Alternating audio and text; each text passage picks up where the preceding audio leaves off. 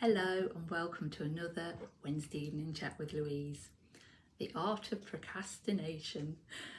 What got me thinking about this today was I've been meant to be, well I am, writing up some research I've been doing for the National Trust Company Hall about one of the main intriguing characters that live there.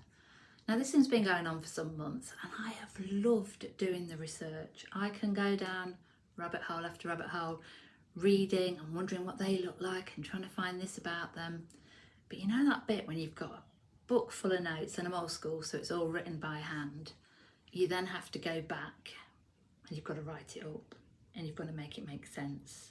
You've got to read your own handwriting and you've got to wonder what some of the words are, because sometimes in those days they spelt things, I'm going back to sort of 1800s, they spelt things as they heard them, some people.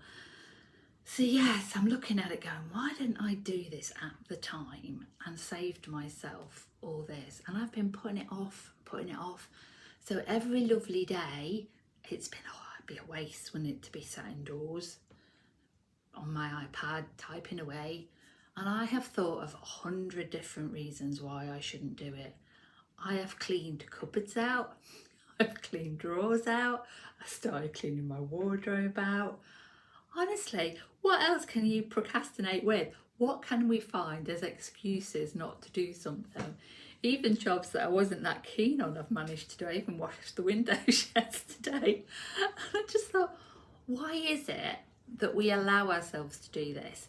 Because the minute we start and we get into that flow again and your brain's starting to compute all these different things together, then it actually becomes a pleasure and it's something I'm actually enjoying doing. I spent all yesterday doing it. Today I'm doing it. I want to do it this week, because the thing about procrastinating is when you carry that in your head all the time, and it's actually the fact is you've probably gone over the scenarios that many times that all those times thinking, all that thought process wasted, you could have actually done it. And I realised this the other week. It was like, I need to do that tomorrow. And then the sun would shine and I'd off, I'd go detecting or something else has happened. And I know I'm clutching straws when I'm cleaning windows. So I just had to sit and really think about, how do we motivate ourselves when that procrastination is really, really taking control? And then I want to treat myself. That's the other thing. I've written 4 lines. Let's go to the shop and buy chocolate. No, I didn't. I've been really good today.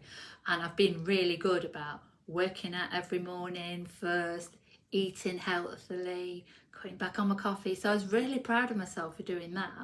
But it's almost like, so why can't I do the same to this? I'm disciplined in my work. I'm disciplined if I allow, say I'm going to do something for somebody else, I would do it. I'm very rarely late. I always try to be on time. I'm quite an organised person. I write list after list, I love ticking off a list.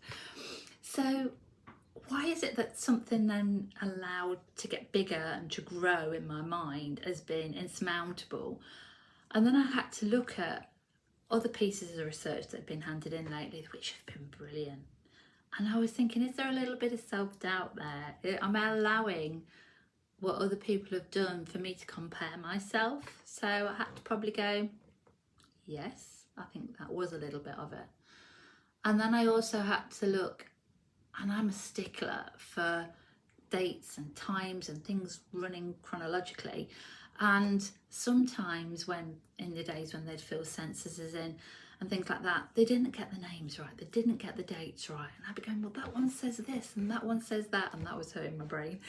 So I've had to just let it go a little bit and go, well, this one said this, but all these said this, so this is the ones that I'm going with. So yeah, not comparing myself to others, allowing myself to doing this, and then appreciating I don't have a laptop or a computer, everything's run off my phone and my iPad, and it's actually quite hard, or I find it hard, to do a decent report. I can write in notes in an iPad, but anyway, one of my friends has volunteered and she's going to type it up for me. So suddenly that pressure and the fact that I've started now and I can start to see an end, Yes, I might have to nip to the archives next week because I want to cross all the I's, dot all the I really want to make sure what I've done is correct and I've done the best I can do. I've also got to be aware that things may turn up in the future that prove some of the research I've done wrong, or my opinion and the way I've read it might not be right, but that's okay too. And that allowing is part of it as well.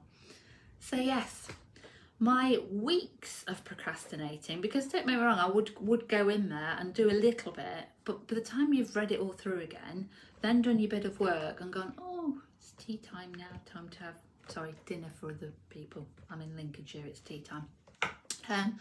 I'd then have tea and then I'd lost the momentum.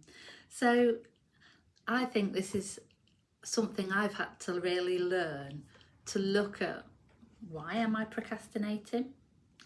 And then once I've looked at why, does it really matter? Oh, we've got a little brief bit of sunshine come out. Look, I'm glowing. It's the sun, it's not me. Let's turn that off a minute. It won't make it any different. Anyway, I'm procrastinating about finishing this. So it's been lovely chatting with you again. And I hope you got the point of what it was about. I hope you're all really well and taking care of yourselves. And hopefully see you next week. Bye.